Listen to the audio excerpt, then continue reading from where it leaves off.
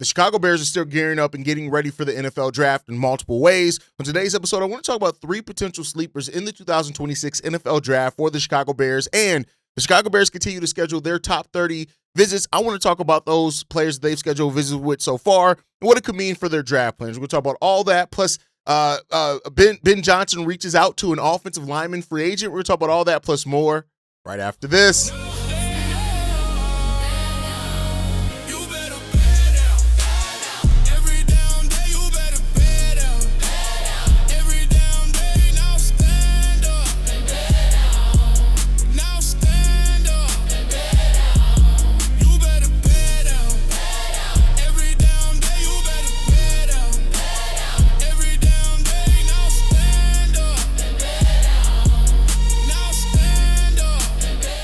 What's going on, Bears fans? Welcome to another episode of Chicago Bears Central, your number one spot for everything Chicago Bears related. I'm the host there, Haize, but more importantly, you guys can follow the channel at Chi Bears Central on every social media platform we happen to be on. With that said, let's go ahead and get into this content for today, y'all. But before we get into content, I want to remind you guys, make sure you guys hit that subscribe button. A number of you guys, you look at about 60% of our usual viewers are not subscribed to the channel. Now, I know that that's because we post every day, so we pop up in people's algorithms and they think that they are subscribed. Make sure you guys hit that subscribe button, help the podcast grow. With that said, though, I want to start today's episode talking about 3 potential sleepers in the 2026 draft that I think the Chicago Bears should definitely take a look at all that positions of need. Number 1, Malachi Lawrence out of UCF, right? This is a guy that's popped up on a couple of our mock drafts. By the way, go and check out the mock drafts. We all did our volume 2 of our mock drafts, which is the post-free agency version of it. But when you look at this guy right now, who had a big season in 2025, he was first team all Big 12 as well, and received an honorable mention for Big 12 Defensive Lineman of the Year. This is a guy that out of defenders that he had 5 sacks each of the last 3 seasons. On top of that, he finishes his college career with 20 sacks, 11 tackles for a loss, 7 sacks in 2025 alone, 2 forced fumbles, and 3 pass breakups. This is a guy that has the motor. He has the size that Dennis Allen typically likes to look at as well. And I think when you look at bringing in guys like him that can come in and help set that edge are hugely important for what the Bears need right now with their team, right? There's some really great value there in his pass rush ability as well. You look at how he disrupts the backfield early and downs pretty consistently enough there, and he brings some experience where that learning curve isn't going to be a huge part of it there too. And when you look at it too, is why he stands out as a sleeper in this draft, is because when you talk about the edges in this draft, the edges that are expected to go early on, now his name is not brought up a lot, but this guy has the motor, he has the technique, he has the skill, he has the size. And I think when you look at being able to get him in one of the middle rounds of this draft, it means that, hey, you can sign him and he can be, even if he ends up being a depth signing for or depth player for the majority of his career, where he's part of a defensive line depth, not necessarily the starter, it's tremendous value for that alone because of where he's slated to be. And so we'll see, right? And so if the Bears do decide to go more like safety in the first round, which some of us have them doing in their mock draft, this will make a lot of sense for the Chicago Bears. So look out for Malachi Lawrence. He's a name that I think if it's called by the Chicago Bears, he's going to be one of the favorites for Chicago. The next guy I want to bring up is Pat Coogan. Now, I talked about this guy a little bit a couple of days ago, right? We all know Sam Hecht is probably the most likely candidate by the Bears. And I would almost put him on here as a sleeper if it wasn't for the Bears being kind of so clear in their recruitment of Sam Hecht. And also, Sam Hecht seems like he wants to be a Chicago Bear as well when he talked about playing with Caleb Williams specifically. But Pat Coogan is another guy that I think at that center, at that depth, he played at Notre Dame before transferring over to Indiana. The guy has the size, he has the motor, he doesn't really allow sacks. The question becomes about for Pat Coogan is that, do you project him to be a long-term starting center in this league? And there are some legitimate questions there on if he'd be more depth or starter. I look at him and I say, based off the motor, the technique, you can't board, like all those type of things, I think this guy has potential to be a starting offensive lineman pretty easily in the NFL, and you work with Dan Rouchar. That'll be another thing. If the Bears draft him, that probably means Dan Rouchar views him in that same way, or at least as a player that he feels he can work with and mold. And Dan Rouchar is somebody that I have the utmost respect for, their view on crafting and building offensive linemen. So Pat Coogan is another sleeper here that recently has popped up in some of our mocks and some of the conversations with the Bears and stuff like that. And I think you look at where you can get Pat Coogan at, what he can be as a center in this draft. It doesn't stop you from attacking your safety, your defensive line, kind of more absolute needs early on, but Pat Coogan is a guy that I think, whoever drafts him, wherever they draft him, I would not be surprised at all if he ends up being a guy that ends up being that is a starting caliber center at some point in his NFL career. So Pat Coogan on that offensive line, another sleeper, I think, in the 2026 NFL draft. And then the last player that I want to bring up in this one as well is Gracen Halton, the defensive lineman out of Oklahoma. Listen when I tell you guys about this guy, right?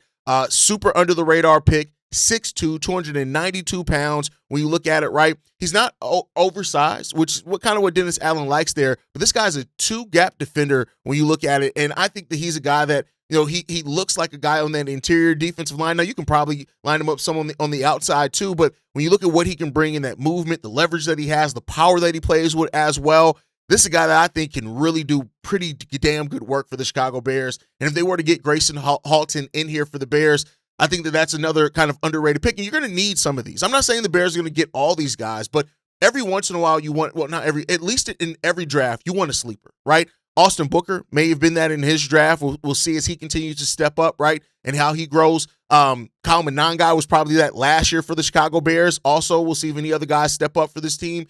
If you continue to get sleepers in the draft that end up turning out to be pretty significant role players for you, that's how you find quality in every level of the draft, and that's really what you want to. This guy, because of the strengths that he has and the impact that he can make as well, he has quickness where he needs it. He has strength where he needs it as well. He's shown an ability to consistently penetrate past opposing offensive lines when he's there. He's going to need some developing for sure. I'm not saying he's going to be one of those guys who look at day one and we're like, damn, we got a steal there. But he is a guy that I think with the combination of speed and strength that he has with technique to go along with it, you can take shots on a lot worse guys when it comes down to. The question becomes about, with guys like Shamar Turner, of course, in the Chicago Bears, like, do they look at that already as a player that they need to develop and don't want to go another sleeper with defensive tackle and go more sure thing? We'll end up seeing. But Halton, I tell you right now, if you hear his name called by the Bears, do not be surprised and keep an eye on him just to hold me accountable. Once the NFL draft happens, let's have this conversation in another couple of years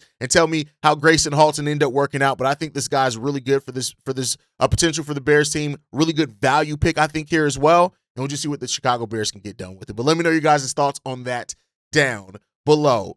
With that said, the next thing that I want to talk about is Chicago and their top 30 visits, right? Keep in mind, Chicago has 4 picks in the top 89 picks of this draft, right? So being able to set up your top 30 visits, which is called top 30 because you can set up 30 of them, it kind of starts giving a roadmap of kind of where the Bears' head may be heading into the NFL draft. So far, these are the players that the Bears have scheduled top 30 visits with.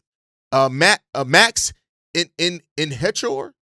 Listen, I murdered his last name. Offensive tackle out of Arizona State, 6'6", 320 pounds.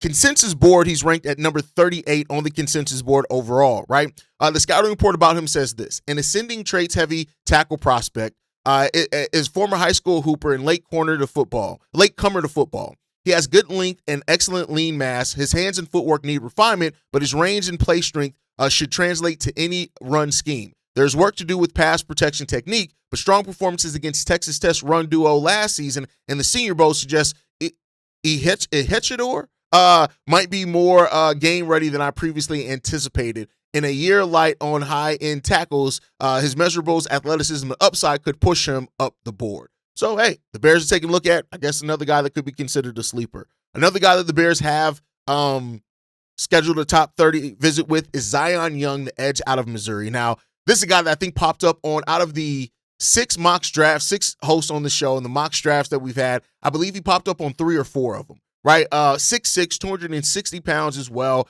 This is a guy that just brings everything that Dennis Allen typically likes at the edge rush. The size, the technique that he has. He can set that edge pretty damn good. And he has the power to bull rush just about anybody.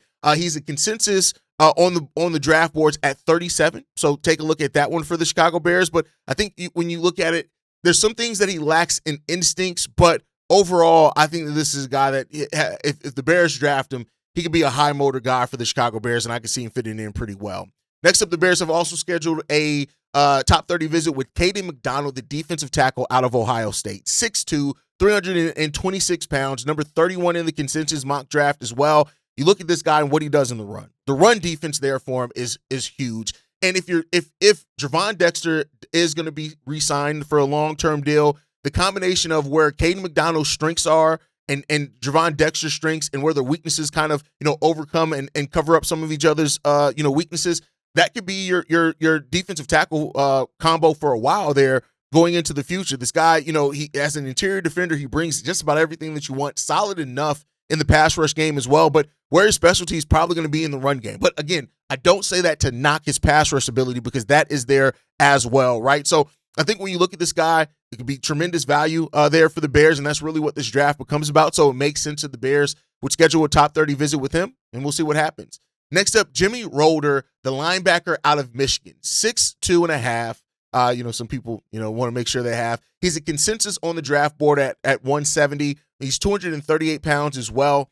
Really good instincts in the run game. That's really what you're looking at with him. He was only a one-year starter in college, so there is that risk that you don't really have that history there as far as what his production level and his performance level is going to be consistently. But when you look at it, the way that he runs, he finds the right gap in the run game. It's definitely something that the Bears can need. As much as we've talked about, the focus on the pass rush for the Chicago Bears, we were a terrible run defense team as well, so we need players with that good instinct. He has great change of direction as a linebacker when he's operating in space as well, has really solid instincts in coverage. When you look at how Dennis Allen likes to be able to drop his linebackers in coverage or have them be in the pass rush game, Jimmy Roeder can do a lot of those things for the Chicago Bears as well. So scheme fit under Dennis Allen is going to be really important. Now, I want to talk about the dangerous side of that, right? Like, if and when the Bears ever move on from Dennis Allen, if you get so many guys that are so specific to how he likes to scheme things, it can create a change that's going to need to be there, but the Bears are really far from that. And I think at this point, Dennis Allen's locked in. You want to get guys that fit his scheme. But I wanted to talk about that because somebody had asked that in a text message. They were like, hey, are we focusing too much on Dennis Allen's scheme? Because, hey, defensive coordinators can leave any day. And it's like, yeah, I get where you're coming from on that one. Next up, the Bears have also scheduled a top 30 visit with Dejon Stribling, the wide receiver out of Ole Miss. I talked about this guy heavily. This is a guy that you could probably get in rounds 3. I believe you probably get him in round 3, later in round 3. And when you look at the guy and what he brings in the vertical game, 6'2", 207 pounds. When you talk about guys that can fit in with Rome Odunze, Luther Burden, Colston Loveland, he can add to that scheme of having any of those guys on the inside or outside in the slot or on the outside. And that just schematically, again, as we're talking about scheme, Ben Johnson, our head coach, who is going to be here for a while, you want to get guys that can fit a scheme and can do a lot of those things. And this guy has that. He's able to create separation as well. He gets downfield well enough also. So I think when you look at him coming in, being the wide receiver 3, we'll see if what happens. Now, some people have said he projects more as a wide receiver 4 initially, but I think with us having Colston Loveland, and how often he also lines up in the slot, we can afford that a little bit. But let me know what you guys think on that one. The Bears also have scheduled a top 30 visit with center Jaeger Burton out of Kentucky, 6'4", 312 pounds, fifth-year senior, 47 consecutive starts. This is a guy that is built to play center. There's just no doubt about it. Right now, he also could play some guard. I've seen some things that say that he can eventually be a swing guard maybe as well. There's some doubt on his ability to be a long-term starter at center. So, look at that. We'll see. He's consensus on the board at 201 as far as prospects there. So that means that you can get him much later in this draft and add somebody that, take a shot on and see what he can end up bringing. I think with the retirement of Drew Dahlman, the Bears are in a position to be able to try to take advantage of some of those things. So that makes some sense. Next up, running back out of Kentucky, Seth McGowan, 6 foot, 223 pounds. What I like about him is that, again, I get it that DeAndre Swift and Kyle Monangai formed a great running back duo, right? And Seth McGowan can come into there and be the third running back, or eventually if you do move on from DeAndre Swift, I like that there's a contrast in skill sets between Seth McGowan and Kyle Monangai as far as size and things like that. He's not as explosive example as Kyle Monangai, but listen, the guy in the short yardage flashes that he has, being that big back as well. I think there's a third down back. He offers tremendous value right away for that one as well. The biggest concern about him is his fumbles. The dude does have a tendency to fumble the ball, which is, I think, why you see him probably, going later on in this draft is because of that, but we'll see what the Bears do. The Bears have also scheduled a top 30 visit with Brian Parker, an offensive lineman out of Duke, 6'5", 309 pounds. Tackle to center is really what you're looking at him. He can play tackle or center. And I think when you're looking at depth pieces, he has no consensus rake as far as on consensus draft board. So the guy that you can probably get in the later rounds, and finding guys that can play multiple positions in the later rounds, that's where you want to be at, right? As far as that. So I think when you look at him and what he's able to do, he covers his target usually pretty well. He has really good hand technique and strength as well.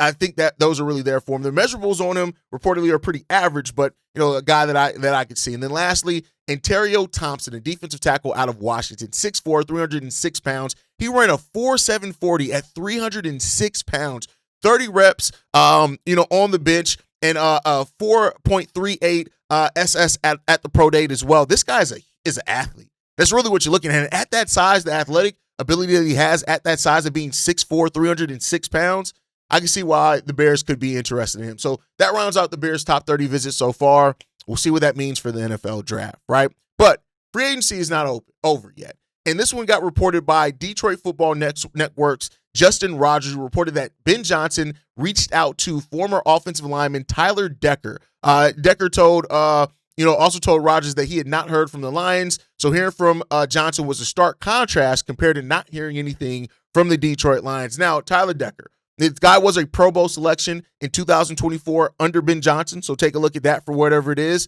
And with the Chicago Bears having an open spot at the left tackle, an open competition, and this guy not signing with the team yet, could that mean that the Chicago Bears could bring him in here? Doesn't necessarily mean that he'll make the team, but Braxton Jones, Theo Benedict, Jedrick Willis, those are the guys competing for the starting job right now. Could Ben Johnson bring somebody in that he has a familiarity with and was a Pro Bowler under him before? We'll see. It's probably going to be a one-year rental. And Decker, as a one-year rental, is a great option for the Chicago Bears. He knows the offense, which is really good. He played at a high level under it for a while. His best seasons came under Ben Johnson. So Ben Johnson reaching out, maybe. Now, I have said that I don't think the Bears are going to be still making a lot of free agent signings at this point in time. They're geared up and ready for the draft. Some things may come after seeing how the draft board fares, and that's really good there. So with Ben Johnson, though, already showing that he has an interest in Decker, if the Bears can figure it out, $1 million, is what we have available right now. We're already going to need to create more just for our draft prospects, which, the fact that Ryan Poles hasn't done that yet makes you start thinking like, all right, when is this happening, right? But, we'll see what happens there. But for what it's worth, Ben Johnson reportedly has reached out to Taylor Decker, and we'll see what if he brings him to the Chicago Bears. Last topic of the day before we get out of here, Kalif Raymond talked a little bit about why he decided to join the Chicago Bears. And this is another glowing thing on Ben Johnson saying this. I wanted to play in Ben's offense. He's extraordinarily creative, and honestly, he can be in any spot on the offense, and he will find a way to get you the ball. Just to be under him is a great privilege. That says a lot, right? When people talk about, coaching does matter in recruiting free agents. Not only free agents that have worked with that coach prior before, but the reputation that they have around the league. And while we didn't need to do a whole lot of signing as far as weapons on the offense, bringing in Kalif Raymond and him choosing the Chicago Bears over the Detroit Lions specifically because he wanted to play for Ben Johnson, I think says a lot about the way that Ben Johnson is viewed and how he continues to help transform the way that the Bears have been viewed for so long and, over the recent history. So, we'll see what happens to that one. Ben Johnson was asked about Kalif Raymond as well. He said this, is he going to be a 1,000-yard receiver? No, but I think he's capable of a bigger role in our offense than he had a year ago. So, hey, listen, if that's what happens, for Kalif Raymond here, that's great. Get the value where you can. That is the most important thing, right? Is adding players, and that's the thing where it really seems like the Bears have done. They not only added players that make sense to the scheme, that make sense to the personnel, that you can see fitting in on paper, but also you brought in guys that wanted to be here, whether it's that they wanted to play for the Bears, they wanted to play for Ben Johnson, they wanted to play with Caleb Williams, they wanted to do whatever. They wanted to be here. You want guys that want to be here. You don't want guys that only came because of the money, because that sometimes is fleeting. You want guys that want to be here because the thing that made the Bears different is playing for their coach. And that is something that is a huge difference in those things, is playing for your coach.